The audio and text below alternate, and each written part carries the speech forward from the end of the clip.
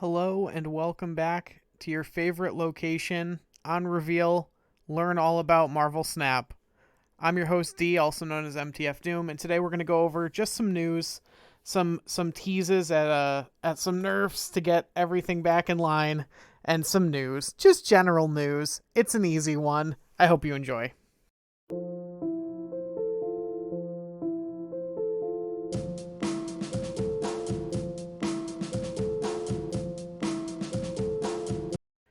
Before we get into it, as always, thank you all for your ongoing support, for subscribing, for joining the Discord. It's all so very nice. The community grows by leaps and bounds every day, immeasurably.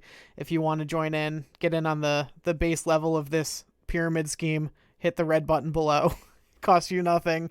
And if you convert 3 friends to our religion, then you get a gold star. All right. So today we're talking about we'll talk about this second. We'll talk about this first because this is like pretty.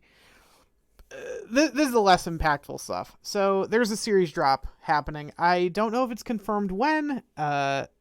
It seems to be. I believe it'll be the end of this month. If you don't know anything about Marvel Snap, because you're my childhood best friend Adam, who watches these videos despite knowing absolutely nothing about Marvel Snap, or anyone else in that situation. The cards are separated into pools, and basically you're not guaranteed any particular card at any particular point in time. Every time you open a pack, you have a chance of getting a certain card. And so they do it this way. Basically, you can pull from any pool of cards. So up to a certain point in time, you will only get, they're called pool 1 cards, and then only pool 2 cards. And then by the time you have played the same amount as everyone else up to that point, it guarantees that you have the same cards in your collection by that point, but you don't know the order that you'll unlock them in beforehand, right? So once you hit, I think it's like collection level 500, you'll have all the same cards as everyone else, but you'll have unlocked them in a unique order that was that you know, it was randomized to you as a player. So after that point, pool 3, 4, and 5 all share one big pool, and the only difference is how rare it is to open one of those. So from collection level 500 onward, you just have a chance of opening any of these cards. Pool 3, Pool 4, Pool 5. Pool 3 is the most common. That's like opening like an uncommon out of a pack. Pool 4 is like opening a rare. Pool 5 is like opening a mythic. They're really, really rare. So what happens is periodically those get dropped from pool 5 to 4 to 3. So the ones that are happening this month, I believe this is the end of this month, are 3 that don't matter. All these cards are really bad. It's Attuma, Orca, and M'Baku. Attuma and Orca have the same theme. It's just you want to play them without any other cards in the same lane. All the Atlantean-esque cards seem to have that effect. M'Baku is a 1/2 that at the end of the game, if he is still in your deck, he will jump out of your deck into a random lane if there's space for him. If there's not, there's a neat little animation, if you've never seen this, where he like appears on the side of your screen and goes, "No room for M'Baku," then doesn't jump onto the field because there's no room. So that's cute, but none of these are good. This is a very anti-hype series drop. I'm really, really not feeling this one. Dropping from Series 5 to Series 4 is exactly one card that anyone plays, and that's Zabu. It'll be cool having a chance at Shadow King, Shauna maybe, Dazzler. It's been pretty conclusively shown Dazzler's not very good. Saren is the other one that's like pretty good, but you got to play a pretty distinct deck. Overall, not super thrilled with this drop, especially considering the one card I'm really, really looking forward to is Kitty Pryde, and she's the last one released this month into Pool 5. So overall, game continues to be a little bit anti-hype for my tastes. But we have the more impactful news, the stuff I saved best for last. I don't know how to use Twitter. Ignore the fact that all this looks like dog shit. I think that's just what the site looks like. I don't use Twitter. Basically, we got a tweet that Shuri and this is like one of the developers, I guess. I don't know who Glenn Jones is. When I opened Twitter, I assumed that it was going to be Ben Brode tweeting, but I don't know who Ben Brode is, like, in regards to Marvel Snap. Maybe he doesn't tweet things like this, but anyway, this guy tweeted about it. He apparently works for Marvel Snap. I don't know. I thought he was supposed to have a little blue check mark, but they're keeping their eye on the Thanos and Shuri lists. They're releasing a patch later this month. I kind of think it's going to be like the Zabu Surfer patch that was later that month. It was like the last day of the month or something. So I think we're in for it this month. I can tell you I've been playing a little less. The decks are just abysmal to play against. I'm willing to take bets on what these nerfs are gonna be. In Discord and in the comments section, we've had kind of a running bet that it's probably gonna be Leech. It's probably gonna be something like Leech only silences the effects of cards in your hand for the next turn. Maybe it even silences the effects in both players' hands, something like that, which is, I guess, more thematic. Again, I don't really know anything about the Marvel Universe, but I guess that's more close to what Leech actually does in the comics, would be like silencing both players' hands. The other thing that I think might be on the block here is Thanos, like, so currently the stones, he like creates and adds the stones to your deck, and this is only important for one card, and it's Quinjet. But Quinjet says cards that didn't start in your deck cost 1 less, and Quinjet itself only costs 1 energy, so it comes down turn 1, it makes all your stones free. I think they could also make it so that Thanos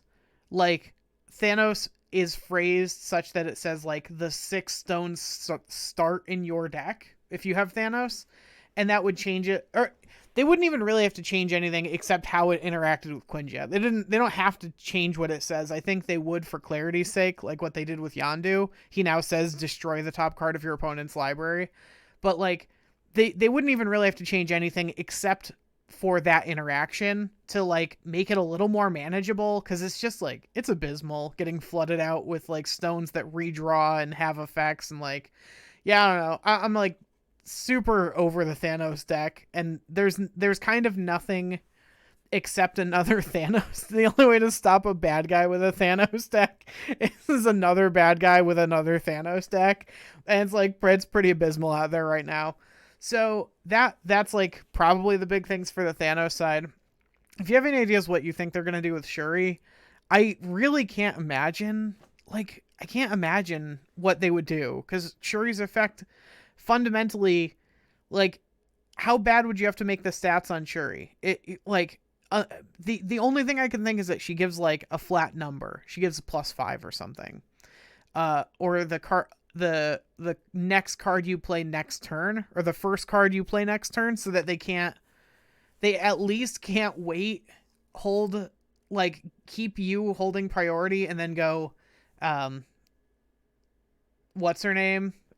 She-Hulk into Taskmaster. So that's something. But yeah, I can't really conceive of what like the Shuri thing is going to be, because the problem isn't really Shuri. It's the fact that like the downsides on Red Skull are non-existent when you double his power. It doesn't matter how many +2s he gives out. It's just not work. You know, it's like when you double a Lizard in Shuri's lab, the location. It's like, it doesn't matter that he might get -2. The fact is he's a 210 now, and it's really good. So that would be it. Oh, another thing is people are postulating that it might be Lockjaw that gets hit, which wouldn't be the best solution as far as I'm concerned, because Lockjaw is like a pretty neat card.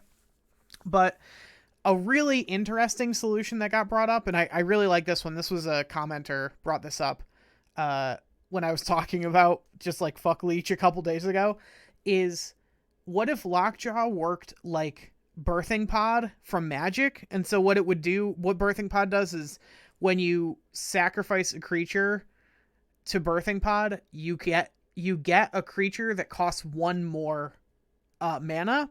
So if you put like a 1 cost into Lockjaw, it could only get 2 costs out. So you could create a deck that had like this really interesting linear strategy. You could even like, you know, you could basically have like a bunch of silver bullets that all cost 2.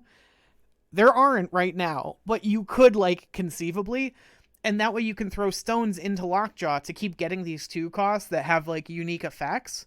But like, you know, I don't know. It's interesting. It's a much more interesting use of that card, and it would be way less abysmal than like, you know, they just random into like Leech and Magneto. And you're like, okay, cool. So all my cards have to fight your biggest lane, and then I have no effects in my hand. I can't Shang you. You know I can't Shang you because your fucking Leech just came out. This sucks and I hate this. So it would reduce the feel bad moments. And I think that's important. Like, even if Thanos wasn't like dominating the meta, I think it would be really important to consider the fact that losing to that deck can feel really abysmal, even if it wasn't taking up it is also taking up a huge market share of the meta. But even if it weren't, if something feels significantly worse to lose to than other things, it's actually worth thinking about anyway. And Leech definitely falls in that category. So I think that's the obvious hit, but I think that some of the other things we mentioned could be part of that whole design overhaul. That's it. This is actually longer than I even wanted it to go. So you know, be grateful for all the content. It's been a slow day. I've been real sleepy ever since daylight savings. I'm not a daylight person. I want that savings back. I want it redeposited in my account, please and thank you. I've been your host, D, also known as MTF Doom. If you find my content elucidating, enlightening, or enriching, the best way to let me know is, as I said at the top of the hour, down below. The red button. You know the one. Come on. We've all been on the internet before. Thank you so much. I hope you have a great day, and I will see you all tomorrow.